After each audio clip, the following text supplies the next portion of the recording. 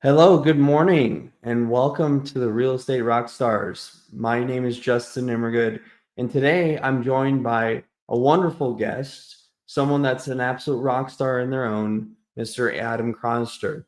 Just a little bit about Adam before we turn the mic over to him.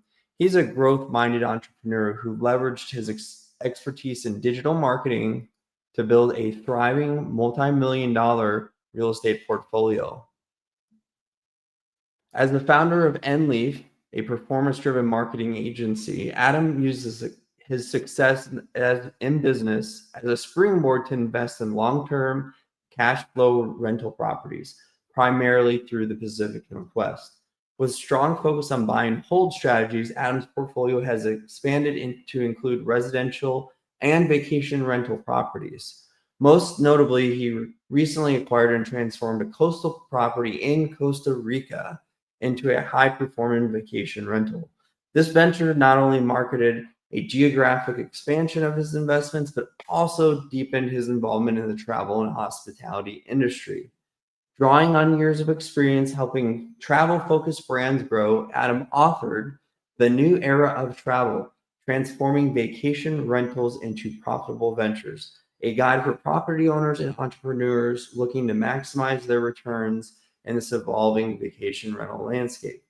Through strategic investments, creative branding, and operational insight, Adam continues to grow his portfolio while helping others unlock the potential of real estate and digital marketing to fuel long term wealth. Without further ado, let's welcome Adam Chronister to the show. Welcome, Adam. Yeah, thanks, Justin. Great introduction. Appreciate that. So, Absolutely, absolutely. So, in your own words, obviously, I shared a lot about you just Mhm. from kind of a biography perspective. But you know, who is Adam, and why did you venture into the crazy world of real estate? Yeah, well, as you kind of alluded to, like I feel like I live a a blessed but multifaceted life, right? Um, I would say the venture into real estate was something that was early, early on in my life. And it's one of those things that, like, I think my spouse and I, and she deserves as much of the credit as I do, especially on the real estate side. But it was one of those things we ventured into really early, honestly. Hmm, I don't even really know, like, I can't pinpoint the time and date where we thought, like, hey, let's get into real estate. We just kind of both knew, coming into a marriage and as a young couple, that we wanted to set up our life, our future kids, with a financial bedrock that the two of us, didn't necessarily have growing up, right? sure. Um, so, our first venture into that, honestly, was initially we were going to go into the house hack, right? Our very first Hmm. home. And we went down that route. We actually put an offer on a property here in Spokane, Washington, where I'm based. Um, Long story short, we got three-fourths of the way through. This was our first venture into home ownership. And we ended up backing out of that deal. Just there's too many problems with the property. It was a knob and tube and not in a great neighborhood. And so we didn't end up going the whole house hack route. And for anyone that doesn't know, that's where you buy a duplex, you live in half and rent the other half out. But what we did instead, which I think was a good solution for us, is we bought a conservative, two bedroom, one bath home in a good rentable area. Lived in that, knowing that this is not our forever home. This is, Yep. it was cozy.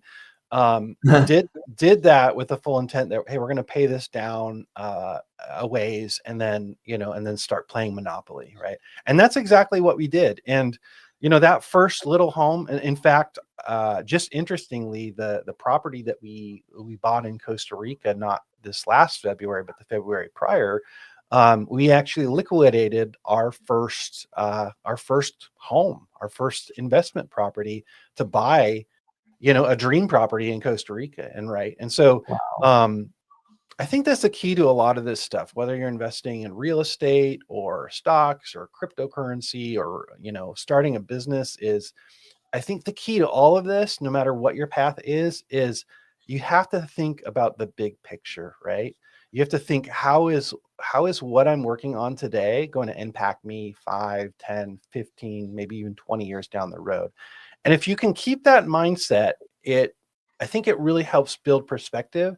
And that can really set you up for success, right? So Mhm.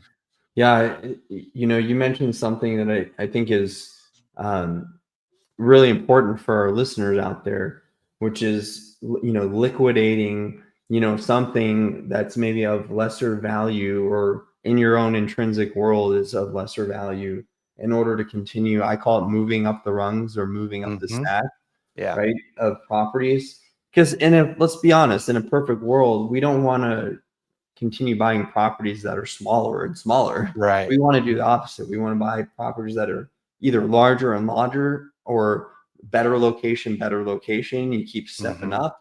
Yep. So I think that's great that you mentioned that, because that's a really important strategy that I see in today's Yeah. market in particular. Yeah. We, to that point, we just got done with our first 1030 exchange. We have most of our properties in Washington State, and we are right on the border. We're on the border of, for those that know, Spokane is on the border of Idaho, right? And so it's kind of, I call it the tale of two cities, right? They're two very different states. And there's some strategic geopolitical type stuff where we are looking at Idaho as probably a better long-term place, or typically just it's one of those states that tends to be a little bit more lenient uh, on landlords as opposed to Washington. Washington's getting a little bit more challenging. So to your point, yeah, we just recently liquidated a duplex that we had in Washington State, traded it for a triplex in Idaho, and hope to probably eventually do more of those, every few years.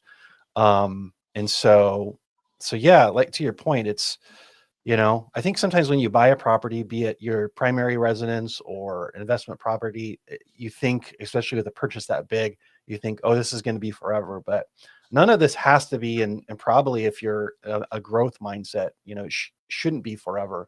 But with most assets, be it stocks or real estate, it is good to go in with 3, 5, 10-year timeframes, because that's really where you see your returns in most of these, wealth building assets, at least from my experience. Which brings me to my next question for you. So, what is your favorite part of the home buying, selling, investing process, if you will? Yeah. I don't know so much about my favorite part, but my favorite aspect, I think, of buy and hold real estate is the fact that there are multiple ways to build income, right? Mm-hmm. Um, One of the things with a buy and hold property is obviously, you can rent it and have income, monthly MRR that's coming in that way. And so that's great. Like that in the short term is, and when I say short term, I'm talking, I'm talking like 10, 15, 20 years, right? In the short term, that is a great strategy. Because you can, you essentially can have your renters, finance and pay the mortgage on those properties if you're doing the math right. But also you have the option to sell that property and get equity, right? A lot of people, they will get into real estate, especially the buy and hold, so that they're getting that monthly revenue. And then at the point that they're looking to retire, they start selling these properties off. In fact, the property that we just recently acquired here in Idaho, a triplex, that's exactly what the previous owner was doing, right? He was at retirement age. Um, he decided he wanted to buy a boat and sail his family across the globe. I'm a little jealous, I'll be honest, but give it another 10 years, maybe we'll do the same thing, right? And so that's what I like about the real estate asset is you're not just locked into one type of income asset, right? Now, stocks are similar slightly if you're getting into specifically like a dividend stock. So a dividend stock, I can get some of those dividends. But typically it's not going to be as versatile, right? Normally with stocks, you're getting you're getting a balance on the return and the growth. And dividend stocks are typically a much smaller ratio, but that's the thing I like about real estate too, and and it's tangible, right? It's something, in most cases, especially if you're doing it local, where you can touch it, you can feel it, so. Yeah. I think I also envy that owner that you were mentioning that sold off, to vacation world. I think the beauty of real estate investing is it can be a passive or it can be an active play, or a Yeah, little bit of both. right. And Depending I on how you think, structure it. yeah, and I think that for the people out there listening to this that are looking for a side hustle, right? Ask yourself, is that side hustle going to be a side hustle that's going to set you up, for legacy and for all the things and freedoms of life that you're looking for in the future? Or is it just another job? Because Right. I would argue that just adding another job to your portfolio isn't really helping you gain any freedom, Mhm. any Right. um, any more tangible assets and things that, not putting you any closer to your goals and dreams, that for that matter. So Right. um, I appreciate what you're sharing in that regard, because I think, again, too many people fall into that trap of, well, I've got, this other side hustle, but it's like, is that side hustle really a side hustle, Mhm. passive side hustle, or is it, an active side hustle and you're basically working two jobs? Yeah. So, Yeah, and um, it's a balance too. Like, it's you know, it's not that it's not work, right? And to your point, like, you do have to kind of go into this figuring out like what you want to get out of it and what you want to give up, right? mhm, We're at the point where we still self-manage, right? And this is a conversation my spouse and I constantly have. I'm more on the let's hire property managers, and she's more like the DIYer. Obviously, if you're a DIYer, you're getting a lot more income, right? Because with the point you have a property manager, for instance, we do this in Costa Rica just because it's impossible otherwise. But here locally, we're doing a lot of the management. We're not, we're not doing everything, right? So we will call maintenance people for plumber issues, heating, AC, but turning over the place, painting walls, that kind of stuff. That's all us, right? yeah, But if you want to go more passive, you can hire property managers that are going to do a lot of the work. But there's learning curves there too, and there's also pros and cons. But what I tell people is, um, there's very few other vehicles where you could have a day job and run, a property, nights and weekends and make it work, right? And so it's mhm, not that it's not work, but if you compare it to like a 9 to 5, especially if you just have one property on the side, you're getting started. There's very few other vehicles that compare as far as the time commitment, at least from our perspective. That's been the case. That yeah, changes as you grow your portfolio. yeah. Um, so But that's then by the time you grow your portfolio to that place, you're probably talking about hiring a portfolio manager and mhm. all that at that Right, point. and that again, knowing your goals, like, so our a lot of our goals were initially were like we have 2 kids, right? Mhm. 6-year-old and 9-year-old. And the state of things, it's like, hey, we don't exactly know what retirement's even going to look like by the time we're ready to call it quits. And so we've always joked, but it's not exactly a joke. We've always joked, hey, we need to buy a property for each kid, right? Because this might pay for their college. This is going to be potentially where they're going to do their summer jobs, right? Mhm. um I think it's a great, as a family, I think it's helped instill a particular work effort, or like work, um, essence into our kids, because they see us. I mean, they come with us, and they have a task, sweep the floor if we're turning over a property. And so we've been able to use that experience as a learning experience to our kids, to be like, hey, like nothing comes, Mhm. in life for free. There's work, but also there's benefits. Like our kids, in fact, this weekend we're taking our whole family to Tokyo, right? And Mhm. so we wouldn't be able to do that if we hadn't set up a certain lifestyle. But at the same time, it's like it's work hard, play hard. And Yeah. so So yeah, it like anything else. I think sometimes people go into things like property or other, business vehicles and think, oh, this is just 100% passive income. And in my opinion, there's no such thing as 100% passive income. But I think there's more or less passive incomes. And so ultimately our goal is like, how can we take our most passive income sources, right? For me, that's my business. I run a digital marketing web design agency. For my spouse, she's a teacher. And how can we start migrating that more passive based income source into less passive income sources? And now we're to the point where we've just about replicated,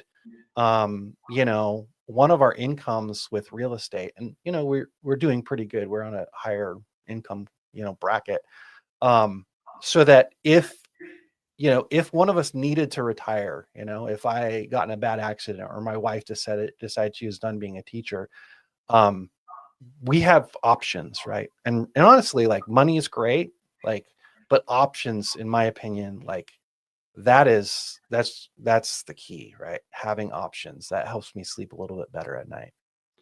Yeah, options equals freedom. And I think there's not a single person out there that doesn't want some semblance of freedom. So Right. I'm curious, you know, I'm sure you've been in some interesting negotiations over the years. How did you handle maybe your most difficult one? If you want to set it up and maybe share how you handled that. Yeah. I mean, we've been through a few. Ironically, this last engagement where we had the 1031 exchange, I'd always gone into those really nervous, like, so that for those that don't know, it allows you to essentially, you can kind of think of it as exchanging a property. And Mhm. what it does is it prevents you from having to have unnecessary taxes. You're not having to pay capital gains. The challenge with that is you have a short window. I think it's, I don't know, roughly 45 days or something, to sell and then purchase. And so I went into that really nervous, just thinking like, okay, this is like go time. Like we have to sell and then we have to buy, and like the stars have to align. Luckily that went a lot more smoothly than I anticipated. But we've had other transactions where like, you know, uh like for instance, well, I guess, yeah, we've had a few where it's like you get buyers and they're asking for the moon, and at some point you got to just be like, no, we're done negotiating, like take it or leave it. um and I think with, I don't know, I think once you've done this enough, like you don't get as attached to the properties or the deals, because you just think of it as a vehicle, right? It's a little bit Mhm. different than when you're buying a primary residence or making an offer, because it's like, hey, this is where I'm going to raise my family. This is the neighborhood I want to be in. Um, I've learned to become a little bit less attached over the years on the investment properties. And I think that's the key a lot to investing as well, is trying to remove emotions from it, because in that process there's a lot of emotions. I think that's the biggest thing that ruins deals, be it the buyer or seller, is you get, and this is why I'm still a big proponent of real estate brokers, right? Like Mhm. I think they play a really important role for a lot of people, because they are kind of the intermediate between the buyer seller agent and the seller agent, to help keep emotions, at a level bay, because everyone thinks that their property is like the best thing since sliced bread. And and then somebody comes in like, well, I see issues here and issues there. So, so you have the buyers, obviously they want to pick it apart, so they're getting a better deal. So there's a lot of emotions that get involved. And I think just going in knowing like that is a potential trap or issue on both sides of the fence, um, can better prepare you for an acquisition or a sale. Absolutely. Yeah, I mean, it's funny you mentioned the people think their property is, worth the moon and the stars, right? Right, right. I think I run into that almost with every single seller, right? Of course. Yeah. There's very few out there that really get it. Right. So I've done some things or imparted some things into my practice, like requiring an upfront appraisal and inspection before listing a property if I'm going for a listing agreement. Little tactics like that Right. that further validate, our ability to price or just understand the market, for example. Yeah. Inspectors are key too. Like, gosh, man, I think that's one of those things. Even with this latest property, like we noticed some things here recently where like the inspector missed some stuff, and it's like, and so that's where like too, like the longer you do this, the more you can kind of figure out who's who inside of your community, like who are the go-to inspectors, who are the the rock star real estate agents. We've been with our same agent for forever. I mean, for a decade, right? And he knows anytime we want to buy and sell a property, like he's our guy. But on the flip side, like, he's the first to say, hey, I found this really cool pocket deal, or, like, and so with a lot of this stuff too, like, especially in the, in the process of buying or selling, like knowing who your team is helpful. Even if you're just an individual buyer, like that can really help make or break deals as well. And so, I never advise, some people like going at it alone, at least on that stuff, but I like having advocates on my side, because they're gonna help me determine what's going on in the market. They're gonna, give me some good guidance. They typically know who's who. They can tell the background story of, okay, this is why they're selling, so that might give you leverage. Those kind of things. Like, for instance, this triplex that we just picked up, because we were able to get the backstory, we realized that this owner had 3 other triplexes all conjoined. And so, we kind of put our hand and said, hey, we're interested in buying more. So when the next one becomes available, like, we'd love to like discuss it before it goes on market. And so those kind of relationships, with the right players can also be a huge advantage. So Yeah, especially with off-market properties, which are yeah, delicate to begin with. absolutely. That's fantastic. Okay, so we're gonna shift gears now to the last segment for the show today, and it's kind of some of our final questions that'll encapsulate our time here this morning. So let's say, Adam, it's your 80th birthday. Who is there? What is going on? Man, it's a great question. Honestly, like, I don't know. Like, I guess my vision, like my goal, one of my goals in life is to have a packed house when it comes to like an 80th birthday or a funeral or one of those kind of things. I had a good friend who passed away at a young age, and, it was tough, but like, I mean, literally, like there were people outside of the doors of the sanctuary of the church. And I was like, man, this is, it kind of sucked that he had to leave earth early, but like, it's like he couldn't have done it any better way. And I'm like, if that's all I get to, like, that's what I want. Right. And I still have a lot of work to do. Right. Like, I'm at the stage right now where I'm really trying to be cognizant of, adding value to other people's life, and trying to do so in a way where I'm not trying to get something back, right? And being transparent, and like, being in business, like I don't, honestly, I haven't always been that way. A lot of times I go into things transactionally, thinking, okay, I'm going to give to see what I can get back. But that's something I'm really working on, here as of late. Like, how can I reach out to people without any inclination of getting anything in return? How can I add value to other people's lives? Knowing that the universe, God, will return that in kind, right? And so, yeah, that would be my hope, is that it would just be one of those scenarios where at my 80th, there would be a lot of people around me, just maybe expressing how I was able to impart something into their lives. That's powerful.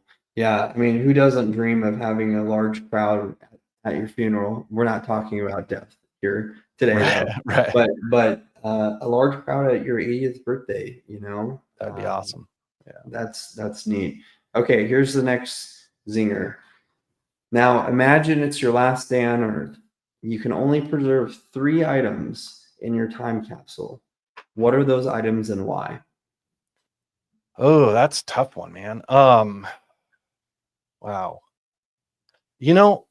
I guess thinking about it, like right now, like I'm a big reader, so I have a big library of books that have inspired me from, Greek philosophy to religious texts to personal development.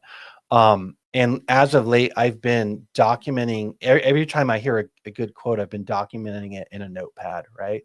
Mm-hmm. With the goal, I don't even know exactly what I'm going to do with it, but I'm thinking at some point it would be nice to collect that, collate that, and give that to my kids. And so that's something that I would want to put in a time capsule. Yep. Maybe consolidating like all of the different opportunities I bet had to be on like podcasts like this, just to consolidate that part of me out to the world. That would be maybe number 2. Mm-hmm. And number 3, maybe just pictures, either photos of my family and the experiences that we've had. Like I think those would be kind of the 3 things, like really just telling my story and telling the things that inspired me to keep achieving, to keep going on, right? That's fantastic. Yeah, all great answers, by the way. 3 answers that, most people end up coming back to family, something Right. oriented with family or legacy in the future. So Yeah. I really resonate with that, Adam. Okay, final question for today. What is your definition of a real estate rock star? My definition of a real estate rock star. I think it was somebody who is not just good at navigating the territory and environment of real estate and in all of their different verticals, but somebody who really understands and appreciates the process, right? I think ultimately success is one part effort, one part results, but also one part like satisfaction and enjoyment, right? I think you have Mhm. to, not every day you're going to wake up and be, be excited about what you do. But if at least a portion of what you do can be satisfying and fulfilling, I think you're already ahead of the race at that point. And so that would be my kind of my definition. Nice, nice, very well put. Adam, how can our subscribers and listeners out there, how can they find and connect with you? Yeah, so I'm not hard to find. Honestly, I got a fairly unique name. So if you search Google for Adam Chronister, you'll find me. Outside of that, feel free to check out our website. You can get a hold of me there. It's nleaf.com. That's ENLEAF.com. That's where we do a lot of our work. As mentioned in the forerunning, we work with a lot of businesses in real estate, travel, hospitality. So not only is this something that I do as part of my day to day, but it's an avenue and vehicle that we help others with as well, getting their their presence out online. And so yeah, I'd love to connect with anyone inside your audience and discuss ways that I might be able to add value to what it is that you do. Wonderful, wonderful. Thank you so much, Adam, for joining our podcast today. My We pleasure. appreciate all the golden nuggets you've left us with. We'll see you again next week here on the Real Estate Rockstars. Thanks and have a great week, everybody.